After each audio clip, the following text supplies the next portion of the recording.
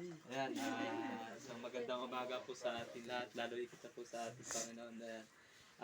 Ayan, nagpapasalamat ako kay Lord sa buong taon na patuloy na iniingatan yung buhay ko, din yung family ko, din yung, ayan nga, yung mga kasamahan ko na patuloy niya kaming iniingatan at ginagabayan.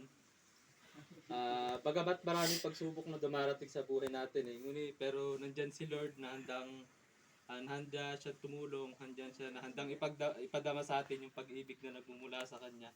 Na kasi, yun nga, katulad ng message nga kagabi na about sa intimacy na minsan nawawala yung intimacy kasi nga naiiba yung priority namin.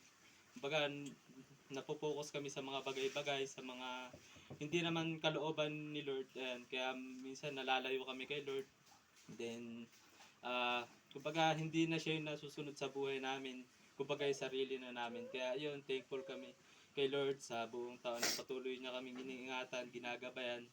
Then, ayun nga, patuloy niya kaming ginagamit sa church, sa ibang lugar na patuloy niya kaming tinuturuan kung paano mamuhay bilang isang Kristiyano. Kaya maraming salamat kay Lord din sa mga kasamahan ko. Ayan, nandyan sila handang magsuportahan kami sa bawat isa. And then, ayan, salamat kay Lord kasi nandito kami.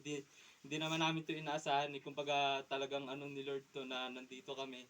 And then, para makasama kayong lahat. Kaya maraming salamat po.